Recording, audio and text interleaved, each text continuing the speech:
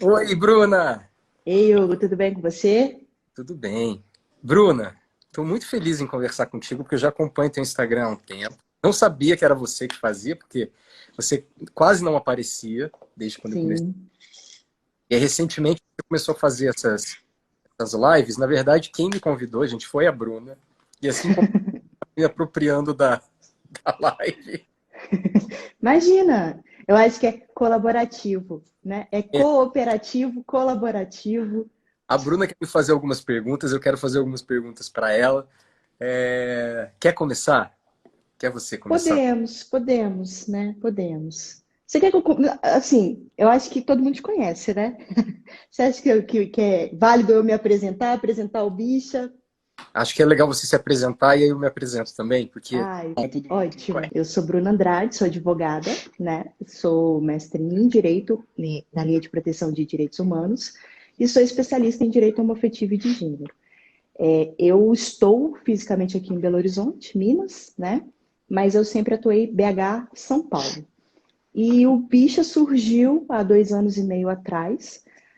A nossa proposta era gerar informação, né? Eu tinha terminado o mestrado, tinha pesquisado muito sobre acesso à justiça e o recorte LGBTI+, apareceu demais na minha pesquisa de mestrado. Eu queria dar um pouco mais de efetividade àquilo que eu tinha pesquisado.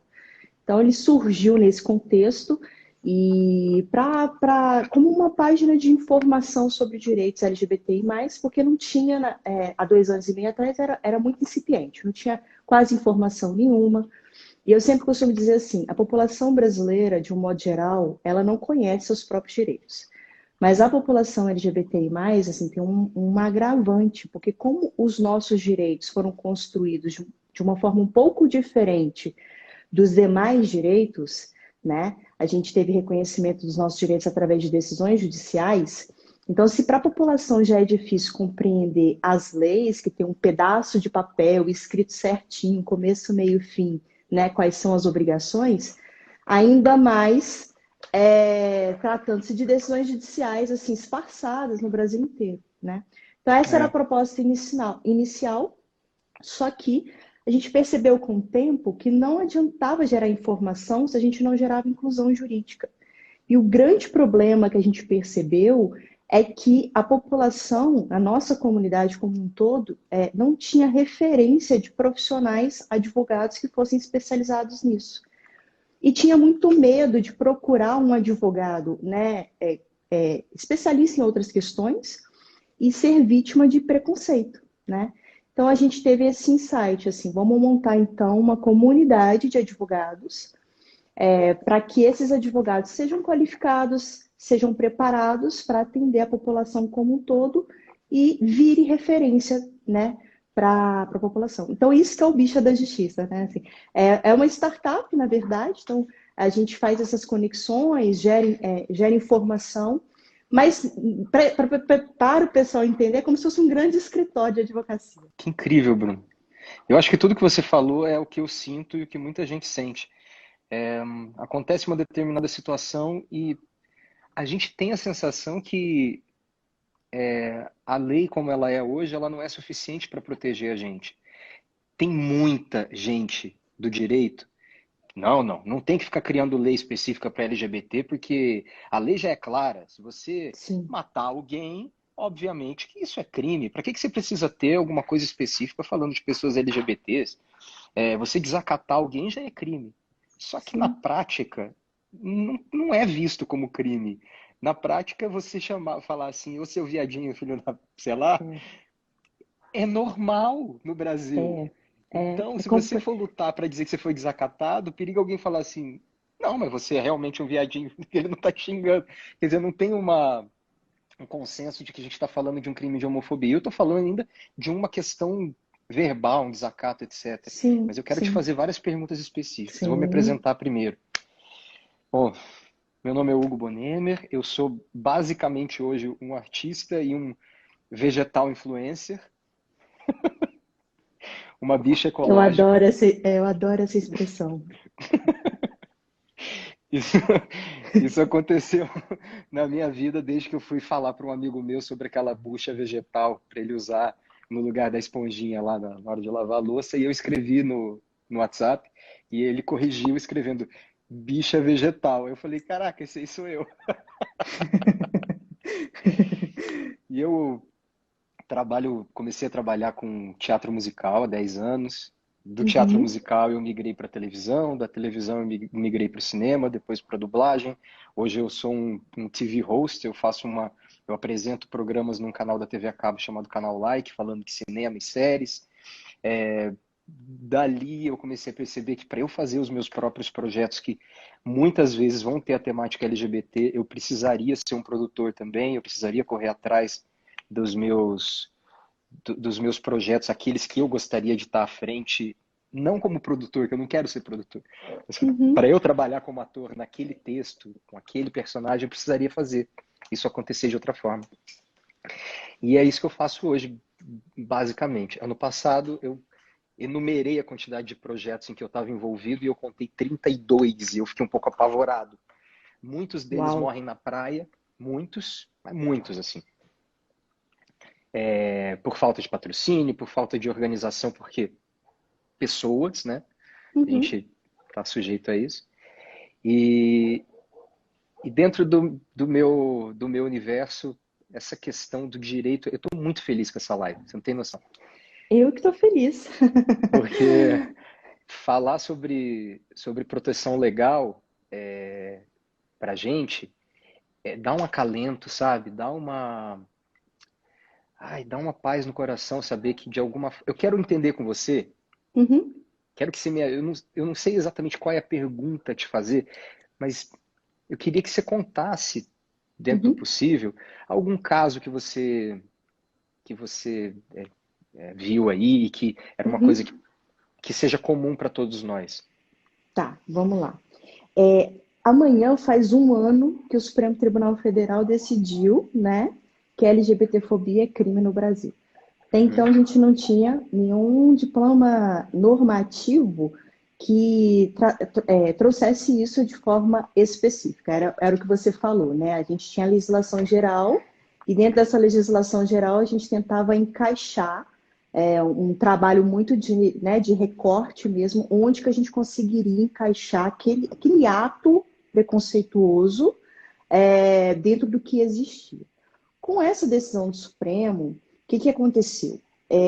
Ele entendeu que uma lei que já existe, que já tem uma proteção significativa de uma minoria, que é a lei de racismo, né? E que endureceu bastante o tratamento em relação ao racismo no Brasil, essa mesma lei poderia ser utilizada também quando o preconceito fosse em razão da sexualidade ou da identidade de gênero.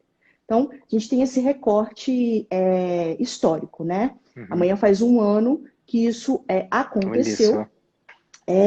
Olha que interessante. E hoje faz 4 anos daquele massacre da Boate Pulse em Orlando, né? Que foi o principal massacre relacionado à LGBTfobia no mundo, né? Que E é loucura. bem significativo, assim, é uma data que a gente rememora bastante, né? Como é o preconceito em razão da sexualidade e da identidade de gênero no mundo e no Brasil, principalmente, porque a gente ocupa um lugar de destaque extremamente feio, que é o país que mais mata pessoas LGBTI+ no mundo, né? Segundo as organizações aí que fazem esse levantamento. Então, a gente tem uma lei, né, hoje, que é a lei de racismo, que também é considerada para preconceitos relacionados à identidade de gênero e sexualidade.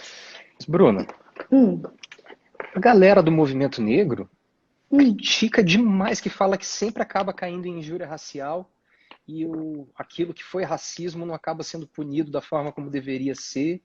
sim, A gente está num adendo de uma lei que já é criticada por não ser sim, aplicada. Como é que a sim, gente fica nessa história? Porque não sim. dá uma esperança ouvir Tá, isso. eu vou te dar algumas esperanças. É isso que eu De quero. fato, porque assim, existe, né, uma desinformação geral mesmo, que é natural, porque isso é uma questão muito técnica, é própria do mundo jurídico, o pessoal que estudou para isso, né, para poder ficar construindo e tentando encaixar aí dentro dos respectivos diplomas normativos. Mas a gente não tem só a lei de racismo para tutelar, né, o preconceito no Brasil. Tá? A lei de racismo é a lei mais grave.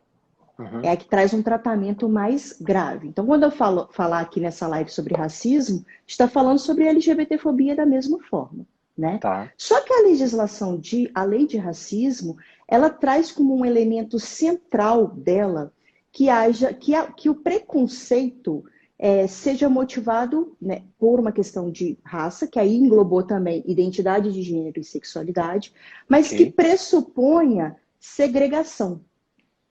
Então, para que haja racismo no Brasil, para que haja LGBTfobia no Brasil, a lei, ela coloca como um requisito a palavrinha segregação. Isso é muito importante. Porque se Uhum. não houver segregação, aí vai ser um outro crime. Não necessariamente vai ser racismo, e não significa que não será punido. Será punido, e será punido, inclusive, com causa de aumento de pena, né? Por causa Tá. de que houve preconceito, mas não necessariamente será racismo. Então, para a gente, assim, tentar trazer para o dia a dia das pessoas e para ficar um pouco mais claro o que é LGBTfobia, o que é racismo, o que é essa segregação. É. É você impedir uma pessoa de fazer qualquer coisa. Acho que deu uma travadinha. É você impedir uma pessoa de fazer qualquer coisa em razão da sexualidade ou da identidade de gênero. Vamos pensar no cotidiano, o que poderia ser isso? Quando uma pessoa trans é impedida de usar banheiro, conforme a identidade de gênero, você tem ali LGBTfobia. Por quê? A pessoa foi fisicamente impedida, segregada, né? E não Uhum. pôde usar um espaço em razão da sua identidade de gênero. Quando uma pessoa não é promovida ou não é contratada por causa da sua sexualidade ou identidade de gênero, é LGBTfobia, Uhum. né? Por quê? Porque ela não pôde entrar dentro daquela empresa ou ser promovida em razão da sua sexualidade ou identidade de gênero. Então, Ah. pressupõe segregação, né? Não é tudo, de fato, que racismo ou LGBTfobia. Mas, Lembro, só fazendo um parêntese. Quando a Bruna está falando isso, gente, não é tudo que é racismo ou LGBTfobia. Ela está falando o que a legislação atual isso, prevê, não o isso, conceito do que é racismo. A Bruna não está aqui dizendo isso, o que é o racismo para outras pessoas. Ela isso, está falando sobre o que a lei brasileira isso. entende atualmente, até para a gente refletir sobre o que a gente precisa melhorar na lei. Exatamente, Só fazer esse exatamente. parêntese que é importante. O meu recorte aqui é legal, jurídico propriamente dito, né? Mas Hugo, mais Bonner, desculpa. Tudo bem, tá na família. Mas Hugo, está na família. Mas Hugo, o que é preciso ficar claro para todo mundo é que o fato de não estar lá configurado como LGBTfobia, no crime de racismo propriamente dito, não significa que aquela conduta não vai ser punida. E que ela não possa ser denunciada, e que ela não precise ser denunciada, né? E que o agressor não vá sofrer as consequências da lei. Ele só Uhum. não vai ter uma punição maior da lei de racismo, que prevê penas um pouco maiores, um tratamento penal um pouco maior, entende? Mas você pega, por exemplo, o crime de injúria racial, que é a mesma coisa relacionada à injúria LGBTfóbica, você Uhum. também tem uma punição devida, né? Tá, mas olha Não é o só. ideal, mas tem. Tá. Mas a LGBTfobia muitas vezes ela é muito velada. Uhum, E aí fica difícil você mensurar isso. O próprio racismo, ele em muitas circunstâncias ele é velado. As pessoas se sentem mais, elas sabem que é errado uhum, e aí não chega a ser descarado, ela não vira para uma pessoa preta e fala, você não vai entrar aqui porque você é preto. Ele não vai virar para uma pessoa LGBT e falar, você não vai entrar aqui porque você é LGBT. Mas ele só não convida, ele só não contrata, ele não anuncia para os quatro cantos que está fazendo isso por conta desse motivo. Então fica difícil você você fazer a acusação, a punição, Sim. de conquistar aquele espaço dessa forma. Eu Uhum. tendo a dizer, quando eu fiz o meu out em público, me perguntaram se eu sofri algum tipo de LGBTfobia em termos de contratação. Teve empresas realmente que nunca mais me chamaram para fazer um teste de ator, há 2 anos Uhum. e pouco. Eu, eu não consigo mensurar o quanto que isso foi. Eu não consigo colocar isso de forma jurídica, você entende? Sim, sim, E eu costumo dizer assim, eu também não quero trabalhar com as pessoas que pensem dessa forma. Eu também não quero sim. trabalhar numa empresa que pense dessa forma. Eu quero trabalhar nas outras que se preocupam e que fazem isso acontecer de uma forma mais diversa. Mas um desacato, uma Uhum. humilhação pública, que não é segregação, não Uhum. entra nesse bolo que você está falando, né? Entra na tutela jurídica, né? Entra sim, a pessoa vai ser penalizada sim, né? Mas ela não entra no ponto lá da lei de racismo. Ok, não tem problema. Minha Você pergunta tem para você outras? é, minha Ah, pergunta para você é, postei uma foto com o meu amor, tô dando lá um beijo. uhum. Aí alguém vem lá nos comentários e escreve assim: vocês são anormais, aberração, Deus não quer isso, isso é um absurdo, e as nossas crianças, o que vocês vão fazer? Sim, Isso para mim é um crime. sem sombra de Isso, dúvidas. Para mim eu também. consigo ver vários crimes aí, vários, nessa frase que eu coloquei. O que eu faço para me defender e como eu faço com que essa pessoa me ajude a comprar um apartamento? Porque eu acho que é isso que todo LGBT hoje quer. Sejam Ótimo. homofóbicos à vontade, mas me ajudem a comprar a Sim, casa própria. sim, me ajude a pagar os boletos, né? Isso. Exatamente. Vamos lá. Eu vou responder a sua pergunta, tá? E aí eu vou abrir um parênteses depois para responder o que você pontuou anteriormente sobre a dificuldade da prova, tá? Uhum. Só me abre esse parênteses depois, que eu acho que isso é muito relevante, porque eu acho que esse é o ponto central. As pessoas deixam de É. procurar os seus direitos porque acham que não conseguem provar. E é mais fácil provar do que vocês imaginam. Então, vou abrir um parênteses daqui a pouco. Vou responder a sua pergunta. Sim, é crime. É crime, sim. E a motivação, ela é uma motivação LGBTfóbica. E todos os crimes, desde homicídio, desde furto, desde difamação, desde ofensas, elas podem ter uma motivação LGBTfóbica. E se tiver uma motivação LGBTfóbica, vai ter uma causa de aumento de pena para isso, tá? Só que não vai ser LGBTfobia. Entende a diferença? Uma coisa é a LGBTfobia, que pressupõe a segregação, ponto. Ou o racismo, que também pressupõe a segregação. Outra coisa são os outros crimes que podem ter motivação LGBTfóbica, entende? E que por conta disso vão ser penalizados e podem, inclusive, ter causa de aumento de pena porque teve uma motivação preconceituosa, entende?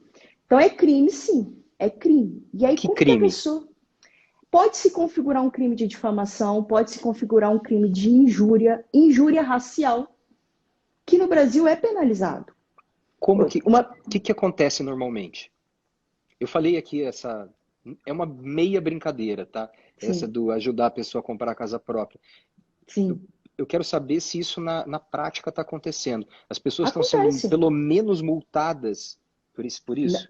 Olha só, não só multadas. Existem duas tutelas aí. Você vai denunciar o crime, a pessoa vai ser responsabilizada pelo crime e vai sofrer uma pena por isso, pode ser pena de prisão, pode ser prestação de serviço à comunidade. Inclusive, em prestação de serviço à comunidade, a gente pede para que o Ministério Público determine, né, que o juiz determine que essa prestação de serviço seja numa instituição de promoção dos direitos LGBTI+, entende?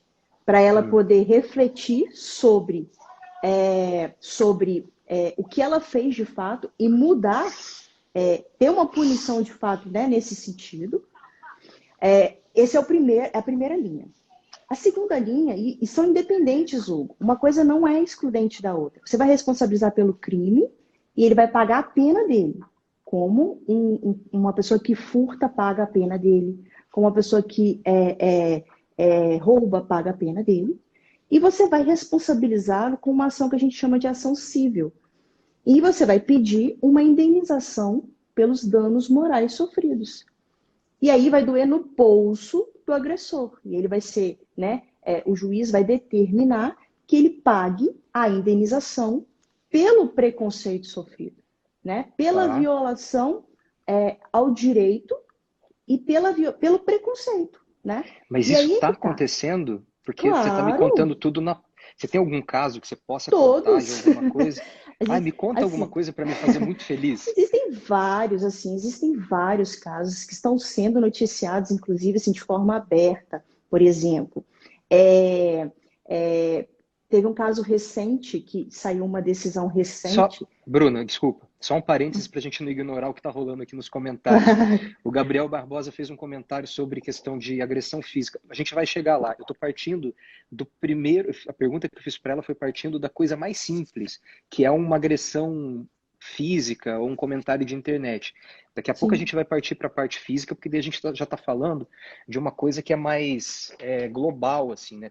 Todo mundo sim. entende que uma agressão física é um crime. Mas tem gente que acha que um comentário homofóbico é liberdade de expressão. Isso, você chegou no ponto central. Por isso que eu quis E partir daqui. esse caso que eu vou citar agora, que inclusive eu não posso falar sobre os meus próprios casos, senão Tá, tá. né, ter uma objeção ética da OAB. Mas eu posso falar dos casos que são publicados e que a gente são dos colegas e que a gente tem conhecimento. Esse caso aconteceu recentemente, a sentença saiu recentemente, e houve justamente isso, uma publicação no Facebook em que a pessoa dizia, né, que era errado ser homossexual no Brasil e que os homossexuais deveriam morrer. Essa era a expressão.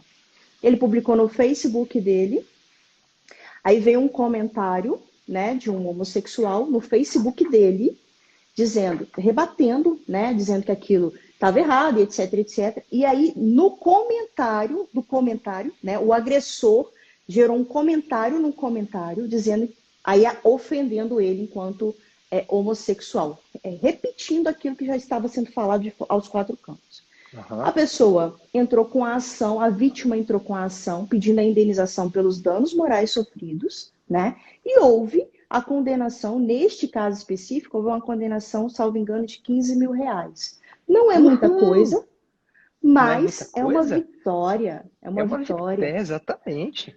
É uma vitória. E olha que interessante, o comentário principal era na página do Facebook do agressor. Ele não foi nem na página do Hugo falar, ser preconceituoso num post do Hugo. Não, ele colocou no Facebook dele, né, ao argumento de que era liberdade de expressão. E o ponto central da decisão era essa: liberdade de expressão não abarca preconceito em relação às outras pessoas, Sim, tá? você é livre para se expressar desde que você não desacate, não ofenda, não agrida. Liberdade de expressão, ela não é fale o que você quiser, seja Não, escroto à vontade. não, não mesmo. Tem várias decisões relacionadas à questão das pessoas trans em relação ao banheiro, tanto em shopping quanto em ambiente de trabalho, né? Já é pacificado nesse sentido. Se a pessoa não pode usar o banheiro conforme a identidade de gênero, é sim, né? A transfobia, além da transfobia, gera dano moral, sim. Então, as pessoas que estão entrando na justiça estão conseguindo ter decisões favoráveis. Falei uma coisa numa live essa semana que eu não tinha pensado para falar, mas que faz total sentido e que eu gostaria de replicar aqui. Uma coisa que tem facilitado muito, Hugo, que o judiciário reconheça os direitos da população LGBTI+, é que esses direitos vieram, em sua grande maioria, por decisão do Supremo Tribunal Federal. E o Supremo é o chefe master do judiciário, né? É o último órgão do judiciário. Então, é muito improvável que um juiz, dependente de onde ele esteja no território brasileiro, decida contrário ao que o Supremo Tribunal Federal está decidindo. Porque é uma questão de classe, né? É uma questão assim, como que eu vou decidir contra o órgão máximo? Então a gente percebe, por exemplo, uma série de produção de leis que são contrárias àquilo que o Supremo já decidiu. Mas o judiciário é muito improvável que isso aconteça. Então há uma tendência maior de que nos processos que se entram em Belo Horizonte, São Paulo, Pará, Macapá, que aquele juiz lá daquele local reafirme o direito que foi reconhecido pelo Supremo. Sim, Senão ele tem problemas, né? a questão de doação de sangue, parece que agora o Ceará está sendo o primeiro lugar a aceitar o sangue de pessoas LGBT+, porque os laboratórios estão recusando ainda, mesmo depois da decisão. Uma dúvida aqui que eu queria te perguntar duas coisas. Uhum. Se essa pessoa conseguiu ter essa decisão executada, ou seja, ela recebeu os 15 mil reais Sim. depois de ter sido determinado. Ai, que bom. E a segunda é, o que fazer? Eu posso gravar alguém sendo homofóbico, eu posso printar aquela tela, porque um print é mais fácil de fazer. Agora, uma situação Sim. que acontece quando você não está preparado, você não está gravando a sua vida o tempo todo. Como é que Sim. você prova? Uma testemunha ou a sua palavra conta? Como é que funciona isso? Vamos lá, questão probatória, então. Se acontece na internet, eu tenho até um manual para isso, assim, né? Um passo a passo. Se acontece na internet, a primeira coisa que você tem que fazer antes de qualquer coisa é printar. Printar a tela, encaminhar para um amigo, para uma pessoa próxima, para deixar registrado. Antes de você até responder, antes de você emitir opinião sobre aquilo, printa a Tá. tela. Por quê? Porque, uma vez que a tela está printada, né, o agressor não pode apagar aquele registro. Então, se ele apagar, não vai surtir o efeito, né? Você já gerou a prova ali. Ok. Pedir para o Printou. amigo printar também, vários printarem, para não Sim, parecer que sim. foi uma montagem? Exatamente. Quanto mais gente printa, mais provas são produzidas naquele contexto, né? Melhor é para o juiz entender a veracidade daquilo. E tem alguns serviços já existentes de captação de tela criptografada, que são captação de prova online, né? Que é justamente para isso. Então, são serviços baratinhos, assim, tem uma variação de preço aí entre 50 e 100 reais. Mas você consegue fazer uma captura da tela de forma criptografada, isso gera um código, e aí por mais que a pessoa apague aquilo, né, você já capturou a tela e já tem tudo registrado, né? Quem entende um pouco de criptografia, é uma sequência que não tem como quebrar, né? Então isso ajuda muito, porque aí não tem argumentação de que foi prova forjada. Entende? Mas aí isso é uma coisa que eu preciso, então, como é que faz essa contratação? Como é que Então, funciona? olha só, isso não é imprescindível, tá, Hugo? Só Tá. o print já ajuda. Só o print já resolve. Mas se você jogar na internet, no Google mesmo, como capturar serviços de prova online, de captura de prova online, vai aparecer algumas empresas que já fazem isso e que já são aceitas no judiciário. Então, isso é só para reforçar, né, aquilo que já foi identificado. Então, Que esse é o para isso primeiro teria que ponto. dar tempo de fazer isso antes da pessoa apagar. Então, Isso, mas primeira isso é coisa, super rápido, printei, tá? mandei para os Printou, amigos. Se é mandou uma para os coisa assim que amigos. acha que dá tempo, entra lá na internet, serviço de criptografia, como Não, é? captura de prova online. Captura de prova online. Entro Isso. lá, já ligo e falo, orçamento para captura de Não, é prova tudo online. online, tudo online. Você já Tudo faz o online. login sem, já faz nada. Mas esquece isso. Vamos esquecer isso. Só o Tá, print já tá ótimo. Se você tá. printou, se os seus amigos já printaram, tá excelente. Aí você pode responder, porque se ele apagar, né, não tem problema, tá? E por que eu digo que a pessoa até pode se posicionar, mas ela tem que tomar muito cuidado com o que ela está se posicionando. Ela também não pode se inflar no sentido de dar argumentos para que o agressor, Tudo bom. né, Cometer crime também, né? Quando tá falando com a cometer outra crime pessoa. também. Então, assim, às vezes a gente tá no nosso direito e a gente excede o direito. E aí isso é extremamente prejudicial depois do processo judicial. Então, se você quer responder, responda, mas tome cuidado na resposta. Eu geralmente não recomendo responder, né? Só printa e tome as medidas cabíveis, ok? Se vocês forem responder, façam perguntas para a pessoa, para que a pessoa vá se enforcando mais. Exatamente, Mas me conta mais exatamente. sobre isso. Você acha mesmo que as pessoas, lá, lá, lá, Isso. lá, e a pessoa, sim, porque lá, lá, lá. Aí vai printando, printando, printando. Exatamente, exatamente. Então, essa é uma metodologia. Isso só com print. Então, por exemplo, se a pessoa já colocou lá, todos os homossexuais têm que morrer mesmo, a gente tem que bater mesmo nessas bichas loucas, etc. Que a gente ouve aí, né, direto na internet. Só o print, né? E você ir na conta da pessoa e printar a conta da pessoa também já é suficiente para identificação. Então, aí a pessoa vai fazer, a vítima, vai fazer um boletim de ocorrência para registrar. Boletim de ocorrência, Hugo, é um direito de todo mundo. Mesmo que o policial não queira fazer, você pode bater o pé lá, dizendo para ele assim, você é obrigado a fazer, querido. Né? Você é um funcionário público. E se você Presencial ou não fizer, online? isso é presencial, tá? Online não Presencial. vale, então. Não, para esse tipo de questão, não. E Ok. existem algumas cidades, as grandes capitais, que já têm delegacia especializada em crimes de LGBTfobia. Que Então, lindo. vá direto nelas, porque o pessoal está muito mais preparado, né? Fez o boletim de ocorrência, se o policial, o delegado, não quiser fazer o boletim de ocorrência, é muito simples, é só dizer para ele o seguinte: se você não fizer, eu vou abrir uma reclamação contra você na corregedoria. Geralmente resolve. Porque é funcionário público, tem que fazer, entende? É obrigado a Uhum. fazer. E você tem o direito de que seja feito. Com o boletim de ocorrência e com as provas, né? Com os prints que foram feitos, se você conhece a pessoa, né? Então vamos supor que é uma pessoa do seu círculo social, você já conhece, já é possível entrar com a demanda na justiça. Aí você vai procurar um advogado e vai entrar com um processo contra aquela pessoa. Se você não conhece a pessoa, é um trabalho da polícia identificar de onde vem aquele IP, né?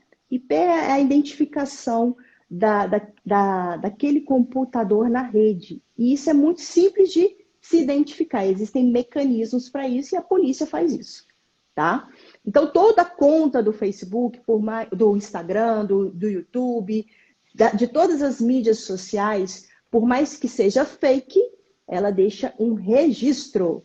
E esse registro, né, eu falo que existe uma linha e a polícia chega na origem através dessa investigação. Acha o endereço da pessoa. Acha o endereço, Físico. acha a localização, acha tudo. E vem cá, Tudo. quando que entra um advogado nessa história? Porque duas coisas que me ocorreram. Primeiro, faço o boletim de ocorrência, eu saio Uhum. com algum comprovante daquele boletim Sim, de ocorrência, sim, para caso aquela pessoa que está do outro lado do balcão seja também uma criminosa e ela decida tentar dar um fim nesse boletim que ela fez. sim, Segundo ponto que me ocorreu é ficar cobrando da polícia que isso seja feito, porque eles podem deixar aquele papel ali e não fazer absolutamente sim, nada. Já entra um advogado aí, ou eu ainda como pessoa física, como é que eu cobro isso? Como é que funciona? sim. Vamos lá. O ideal é que você já constitua o advogado, que o advogado vá com você na delegacia, porque o tratamento é diferente, as coisas funcionam totalmente diferentes, isso é uma realidade. Mas a gente sabe também que é uma realidade que nem todo mundo consegue constituir um advogado, né? E aí, neste Exatamente. caso, você pode ir sozinho, todo boletim de ocorrência é gerado um número, esse número ele é repassado um comprovante para você, e aí você cobra informações sobre isso através desse número, ou por telefone, ou por e-mail, ou direto na delegacia. Geralmente funciona melhor direto na delegacia. Então você, enquanto cidadão, pode ir o tempo que você quiser na delegacia cobrar informações em que pé que anda essa investigação. Tá. O pessoal está falando agora sobre agressão verbal, agressão física, se muda esse processo. Acho que não, né? A questão é, Não, mas você não, precisa assim, provar. Como é que prova que a pessoa sim, te agrediu verbalmente? verbalmente, sem ser pela internet. É difícil, né? Se é uma pessoa que você conhece, né? Por exemplo, é um primo, um amigo, um conhecido, Pô, né? que Te amigo, hein? agrediu. Um ex-amigo, um ex-amigo acontece. Um ex-amigo. Você pode filmar assim a pessoa, tá? Esse é uma questão. Trazer dentro daquele contexto, você tem que pensar primeiro duas coisas. Se eu estou seguro, se eu estou seguro no local onde eu estou, ou se eu estou com risco, né, de ser agredido, se a pessoa vai me agredir, etc. Esse é o primeiro ponto. Porque Uhum. se existe um risco, Desculpa. Tô tentando fazer imagina, uma iluminação que caiu minha luz aqui. imagina. Foi.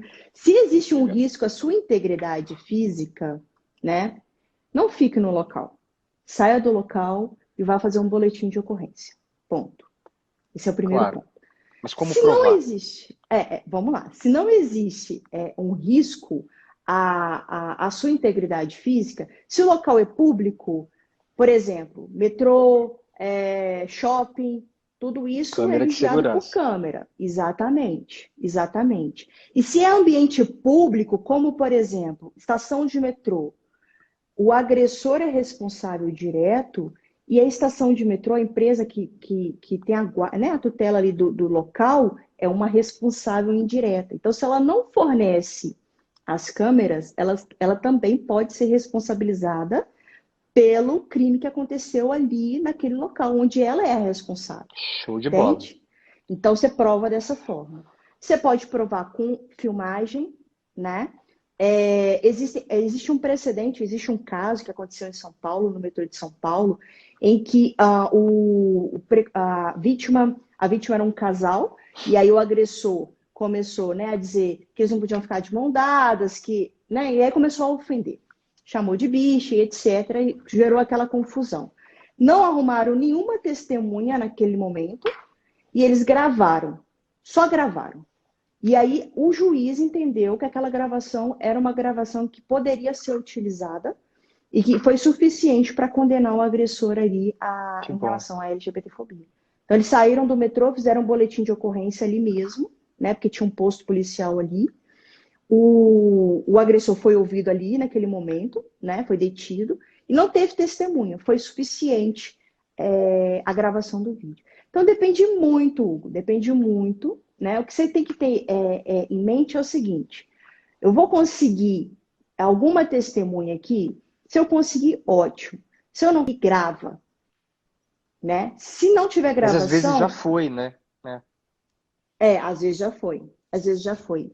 E aí existem outros mecanismos. Por exemplo, você pode, se for uma pessoa que você conhece, conversar com a pessoa no WhatsApp ou no Messenger ou nas mídias sociais, no sentido de você puxar a língua dela para ela confirmar que o fato aconteceu, né? Uhum. LGBTfobia no trabalho, que é muito comum, as piadinhas Deixa eu te perguntar homofóbicas e agora. etc. E que é muito difícil de provar também. As pessoas imaginam que é difícil de provar. Existem algumas metodologias. Por exemplo, o seu colega de trabalho dificilmente vai ser sua testemunha, porque ele tem medo de perder o emprego, né? Só que ele é super solidário quando essas coisas acontecem. Então, porque é seu colega de trabalho. Então, se você, por exemplo, foi vítima de preconceito dentro do trabalho e não consegue, né, provar por outros meios, o que você pode fazer? Conversar com um colega pelo WhatsApp e contar para ele como que você está se sentindo em relação ao fato. Então, vamos supor que seja uma piada. Aí eu entro em contato com o Hugo e falo: Hugo, nossa, estou me sentindo muito mal porque fulano de tal fez essa piada comigo. Não, eu tô Aí o pensando outro nisso, responde: Nossa, achei nada a ver também o que ele fez. Printou, isso é Exatamente. prova, vale como testemunha. Vale como Perfeito. testemunho. Psicólogo. Você pode ir no psicólogo da empresa ou no psicólogo particular e relatar como que você está se sentindo. Geralmente a LGBTfobia gera ansiedade na pessoa, né? Óbvio. Em ambiente de trabalho ou até mesmo em ambiente de consumo, gera ansiedade. Então, aquele psicólogo que te atendeu ou psiquiatra que te medicou, aquele prontuário pode ser utilizado também como prova. Mesmo que seja unilateral, mesmo que seja eu relatando, eu estou me sentindo ansiosa, deprimida, porque eu estou passando isso e isso no trabalho. E aí está relatado lá no prontuário, entende? Sim. Isso também pode ser utilizado. Então, existe uma Perfeito. série de questões que podem ser utilizadas, que eu acho que precisa, dentro do imaginário comum, que as pessoas precisam entender que, primeiro, o judiciário está reconhecendo os direitos LGBTI+, como um todo. E quanto mais pessoas entram, né, por LGBTfobia, por alguma LGBTfobia, mais a gente cria precedentes nesse sentido. Então, mais exemplos a gente consegue gerar, né? Sim.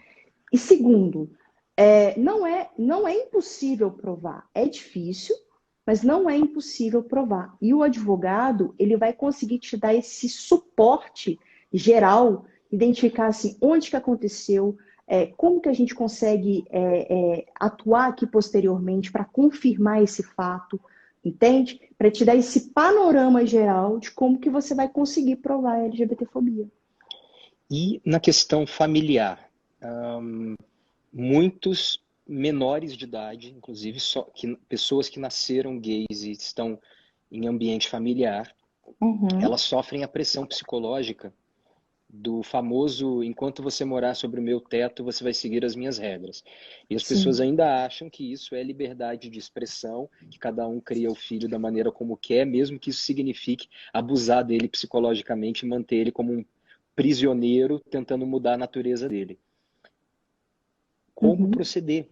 O que uma pessoa jovem pode fazer pela situação horrível de ter que se defender da própria família? sim. Essa de fato é uma questão bastante difícil, né? E que pode Porque, culminar em expulsar de casa, em abandono mesmo. exatamente. E expulsar de casa também é crime de LGBTfobia, né? Porque tem segregação. E não é Mesmo que seja abandono de menor, não tem uma é coisa assim? abandono de menor também, além de ser LGBTfobia, né? Além de ser LGBTfobia, porque não é um crime só, pode ser vários. Ah, Então, o que é que acontece? LGBTfobia porque tem segregação. Segregação, Estou segregando. exatamente. O pessoal que entrou agora na live, logo no começo, ela estava explicando que essa lei de racismo, que é a mesma lei que hoje vale para LGBTs também, ela, Uhum, a palavra de ordem é teve segregação. Se teve segregação, entra nessa lei. Quando sim, é alguma coisa verbal, etc e tal, por isso que acaba caindo na injúria racial, porque não teve a exatamente. segregação provada. Quando você expulsa Exatamente. alguém de casa, é LGBTfobia. Show de bola. É Mas e para a LGBTfobia. pessoa que fica em casa e fica ali sofrendo aquilo, o que ela faz? Dois mecanismos que ela pode utilizar. Primeiro, o conselho tutelar, que é o órgão responsável por analisar a questão. Então, o conselho tutelar ele vai na casa e vai verificar se tem condições de manter ali aquele núcleo familiar. E se não tiver, se o preconceito é tão acentuado, aquela criança pode ser retirada, criança ou adolescente, pode ser retirada e colocada numa família mais próxima, por exemplo uma família de tios, numa família de primos, numa família de avós, ou até mesmo numa família substitutiva até que o problema, até que a questão seja resolvida, né? Independente da idade, tá? E o segundo órgão que também resolve bastante as questões relacionadas às crianças e ao adolescente é o Ministério Público. E eu gosto muito de falar do Ministério Público, porque o Ministério Público é um órgão que tem uma força muito grande. E as pessoas e as instituições têm muito receio quando o Ministério Público entra, né? Porque tem muita efetividade. Então, acaba que o Ministério Público decide e o que o Ministério Público propõe é cumprido. E o Ministério Público é responsável também, né, pela proteção da criança e do adolescente. Então, em todo promotor de justiça, né, que compõe o Ministério Público, ele é obrigado também ao atendimento à população. Então, faz parte do trabalho do promotor de justiça atender a população. Então, se não está resolvendo com o conselho tutelar, procure o Ministério Público da sua cidade, o promotor de justiça que atende, né, as crianças e os adolescentes, o responsável por isso, e ele vai tomar uma série de medidas para que aquela criança seja respeitada e tutelada, e se for o caso, retirá-la daquele ambiente hostil e colocá-la num ambiente mais sadio. E tem gente que está acolhendo essas pessoas, tem famílias substitutivas, como é que encontra? Tem pessoas que se voluntariam. Isso está acontecendo porque eu sei que tem Casa Uma, tem alguns lugares que recolhem as pessoas, recolhem é uma palavra horrível, abrigam, acolhem essas Abrigam, pessoas. acolham. Relacionada a criança e adolescente? Em Belo Horizonte, inclusive, eu não fico divulgando essas coisas porque não se trata de criar publicidade em cima. No ano Uhum, passado eu financiei duas pessoas trans que estavam fazendo faculdade através de uma vaquinha que estava rolando na internet. Eu cheguei a divulgar para as outras pessoas fazerem aqui também. Então eu sei uhum, que tem instituições que cuidam dessas pessoas que foram uhum. expulsas de casa, que estão tentando estudar, que estão tentando ser alguém Sim, digno dentro dessa sociedade com o sistema que a gente tem vigente, né? Que você sim, precisa ter um emprego, precisa ter dinheiro, precisa ter. Então, para isso você precisa fazer uma série de coisas que ser sim. expulso de casa priva essa pessoa de fazer. Sim. Me fala alguma coisa para eu ficar mais tranquilo, que eu estou muito tenso. Tem Tem gente sim. acolhendo. Tem uma instituição que é parceira aqui, que a gente conhece, que faz um trabalho específico para crianças e adolescentes, dentro de todas as limitações legais que existem em relação a criança e adolescente, tá? Que é a ONG Expulsos de Casa. Expulsos de Casa LGBTI+, eles têm esse recorte específico para achar famílias para acolher essas pessoas, esses adolescentes, e criar ali um ambiente que seja um ambiente favorável ao desenvolvimento, né? Mas se E não que tem a ONG, não tem ninguém? É isso que eu quero saber. O sistema não está preparado para acolher a gente? toda destituição de família, aquela criança ou adolescente vai ser colocada em uma família provisória, que preferencialmente é alguém da própria família, né? Por exemplo, um primo, um tio ou os próprios avós. Essa é a preferência para se manter ali a convivência com a família macro.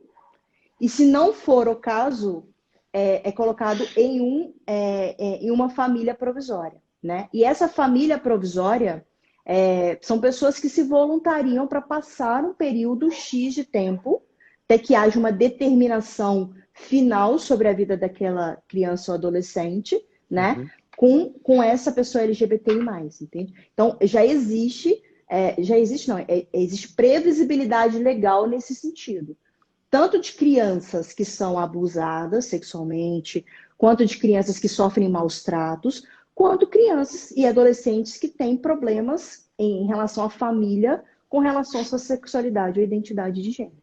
Isso é uma política legal, né? É uma determinação legal, e o primeiro passo é denunciar, tanto no Ministério Público quanto nos conselhos tutelares. É porque eu fiquei preocupado, eu não sabia que a gente vota para conselheiro Sim. tutelar, né? É uma votação aberta, que todas as pessoas vão até uma urna e votam. E eu soube, acho que foi no final do ano passado, se eu não estiver enganado, que teve uma votação para vigência lá de, sei lá, X período de tempo. Foi a primeira vez que eu ouvi falar disso, e eu soube que estava Uhum. existindo um movimento de pessoas extremamente conservadoras, de ser por conservadores, que as pessoas falam, eu sou conservador, e às vezes nem sabem o que quer dizer isso. Pessoas Sim, homofóbicas, pessoas que sim, acreditam que todo mundo nasce heterossexual, que acreditam que a sexualidade é ensinada para as pessoas. E essas pessoas estavam pleiteando fortemente vagas no conselho tutelar e estava tendo campanha dentro de igrejas, etc., que tem as igrejas que têm esse direcionamento homofóbico, para que pessoas daquela ideologia conservadora entrassem para poder ser os novos conselheiros tutelares. Então eu fiquei apavorado quando eu soube que essas pessoas seriam as pessoas a visitar as famílias onde tem crianças sofrendo abuso psicológico para decidir o que vai ser feito. Eu tenho medo do que sim. elas vão decidir. Eu Sim, tenho sim, medo que mas elas vão virar e falar: fica aqui que tá tudo bem, meu amor, é só você virar homem, tá? Sabe aquela coisa? sim, sim. Mas o que é importante dizer é que essa decisão ela não acontece exclusivamente pelo Conselho Tutelar, tá? Ah, Toda, tá. toda decisão relacionada à criança e adolescente no Brasil passa necessariamente pelo acompanhamento do Ministério Público. Então, o Conselho Tutelar tem poderes, tem sim, mas ele não a voz única da decisão em relação àquela criança, né? O Ministério Público hoje é o órgão o mais responsável pela tutela da criança e do adolescente hoje no Brasil, e eles fazem um trabalho muito sério. Existem vários núcleos de proteção dos direitos humanos dentro dos ministérios públicos, e de um Que modo bom. geral, é uma instituição mais evoluída no que diz respeito à implementação de direitos humanos como um todo, inclusive de sexualidade e de identidade de gênero. Então, não é uma decisão exclusiva dos conselhos, né? Por mais que você esteja no interior da Bahia, no interior do Pará, em que o conselho provavelmente é mais retrógrado mesmo, não é uma decisão só dele, e ele presta contas de tudo que ele está fazendo para o judiciário, né? É uma atuação conjunta, Hugo. Que bom. Você acha que você me deixou mais esperançoso até agora? Você Que precisou bom, de 50 minutos para me fazer sentir muito bem. E que eu bom. espero que isso tenha acontecido com as pessoas que estão assistindo a gente também. Quero te parabenizar pelo seu trabalho. pela maneira como você tem focado seus estudos, sua energia, sua vocação para defender pessoas que são pessoas em situação de vulnerabilidade, independente da situação econômica daquela pessoa específica, mas a gente sabe que tem agravantes pela situação econômica. E eu quero agradecer todo mundo que está nessa live. A gente tem 8 minutos. Eu estou fazendo esse agradecimento agora, porque a gente sabe que às vezes a gente engrena um outro assunto e a coisa acaba caindo de repente. Teve uma pessoa que comentou aqui, mas aí pode acontecer uma situação de agressão num ambiente público e aí ninguém conhece aquela pessoa e ela vai embora e fica difícil.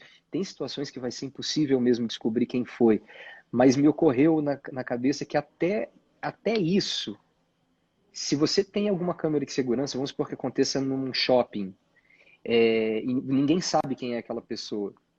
Cara, tem como você descobrir onde que aquela pessoa comprou dentro do shopping, vai mostrando para as pessoas, para os lojistas, e isso é um trabalho feito pela polícia, pelo que você me explicou. É claro que tem gente, sei lá, se acontece alguma situação comigo, com alguém próximo de mim, eu vou imprimir a cara da pessoa e eu vou de loja em loja falando, essa pessoa veio aqui, mas a gente deveria esperar que isso seja feito pela polícia e pode cobrar da polícia que isso seja feito, né, Sim, Bruno? sem sombra de dúvidas. Tem uma questão também, assim, que eu acho que ajuda muito, sabe? As mídias sociais ajudam bastante. Então, por exemplo, acabou Sim, de acontecer, e isso eu vejo de forma muito clara no meu trabalho, assim, os casos em que tiveram uma repercussão social, tiveram um olhar diferenciado, tanto da polícia quanto dos envolvidos, enquanto local público, né? Então, se valem das mídias sociais para isso, assim, aconteceu, abre já direto, né, um stories falando sobre o assunto, às vezes no mesmo local, marca o local, porque acaba que né, os algoritmos auxiliam nesse sentido de você identificar pessoas que estavam passando ali naquele local, naquele momento, né, e fala sobre o assunto, porque quanto mais a questão se torna midiática e tem repercussão, mais as pessoas têm boa vontade de resolver a questão. Essa é uma teve uma realidade. situação num shopping, né, que foi, acho que Teve. em Fortaleza, se eu não me Em engano. Fortaleza, o Maceió, salvo engano, Ah, em Maceió, que. Maceió. É Maceió, isso, em que a menina trans, a mulher trans, foi impedida de usar o banheiro e ela Exato. fez a live na hora. A questão tomou uma repercussão Maravilhosa. As imensa, pessoas em né? volta filmaram todas. Que lindo Sim, ver isso, que lindo ver que... sim, Eu acho que assim, tem tanto chão para andar, mas é bom sim. parar de vez em quando e comemorar algumas situações que a gente tem hoje para a gente poder se sentir um pouco em paz. E que lindo ver tantos as da sigla, né? Que vale tanto para Uhum. pessoas assexuais quanto para pessoas, tanto para aliados também, né? Sim, sim, sem sombra de dúvidas. E use as mídias sociais como um todo, né, Olga? Assim, por exemplo, você consegue identificar pelo Instagram quem postou uma foto naquele local, naquele horário aproximado, sabe? Você Exato. conversar com a pessoa e falar assim, olha, você viu o que aconteceu? Gente, é gerar histórico, né? Por mais que a pessoa não queira se posicionar, por mais que ela não vá ser sua testemunha, se você está gerando histórico, já é suficiente para demonstrar que você está falando a verdade e conseguir provar que de fato aquilo aconteceu, né? E aí facilita muito o trabalho do advogado, sem sombra de dúvidas. Bruna, estou muito feliz com a nossa live. A gente tem 5 minutos.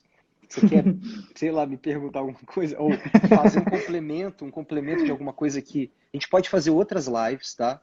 Eu Uhum. amei esse papo contigo. Eu vou amar se a gente repetir isso.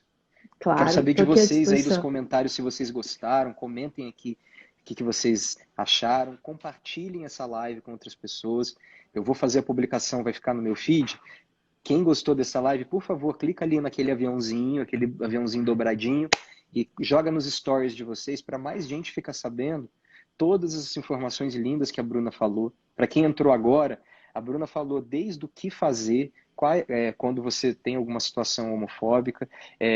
Ela contou alguns casos que ela acompanhou de colegas dela. Uhum. E, nossa, teve muita informação. Obrigado. Ó, Eu estou super à disposição, a gente pode repetir, sem sombra de dúvidas. Eu acho que a única coisa que eu quero acrescentar, diante de tudo que eu já falei, né, é só uma questão, assim, que eu acho que é o ponto central, né? Existe solução, gente. A gente vive numa situação extremamente preconceituosa mesmo, LGBTfóbica. A gente vive, né, um cenário muito ruim no Brasil, principalmente em razão das mudanças políticas que a gente teve nos últimos anos, em que os homofóbicos saíram do armário de vez e acham que, por liberdade de expressão, podem falar o que quiser, né? Mas a gente tem solução, a gente está amparado, né, pelo direito já reconhecido pelo Supremo Tribunal Federal em uma série de questões. Nós temos direitos, né? E além de termos direitos, depende muito de nós, Hugo, não nos calarmos em relação à LGBTfobia no Brasil, sabe?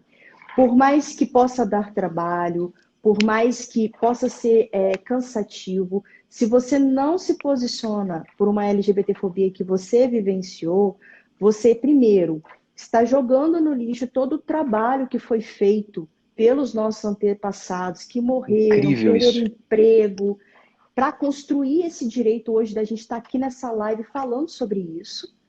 E segundo, que você não reforça a necessidade de ter direitos específicos, né? Porque se não chega lá no judiciário que o Hugo está sendo vítima de LGBTfobia, que a Bruna está sendo vítima de LGBTfobia, como que o judiciário vai reconhecer que a gente precisa de direitos específicos, né? Vai cair na vala comum, da legislação comum. Então, de novo, depende da gente, depende de nós nos posicionarmos, de não aceitarmos a LGBTfobia no Brasil e de tomarmos medidas nesse sentido. Porque o grande herói nessa construção dos direitos não é o bicho da justiça. Eu sempre falo isso. Por mais que a gente, né, utilize esse arquétipo do herói, de ser uma liga de super-heróis advogados, o grande herói dessa história não é a gente é só um instrumento. O herói da construção dos direitos LGBT no Brasil é o LGBTI+. E você precisa se empoderar disso e lutar pelos seus direitos. Se valendo de um advogado que vai te ajudar nesse sentido, mas a luta é sua, né? E é super necessário. Eu acho que é isso. Bruna, um minutinho. Então, vou te agradecer. Pessoal, muito obrigado por terem vindo aqui, terem assistido. Como eu falei, compartilhem bastante. E até o próximo papo. Até o próximo papo. Um grande beijo, gente. Obrigado pelo convite, Hugo. Pelo convite recíproco. Obrigado a você pelo convite. Imagina, imagina. Um beijo, gente. Bom dia, boa noite para todo mundo já, né? E a gente vai conversando. Bom final de semana. Bom final de semana. Beijo. Valeu, beijo.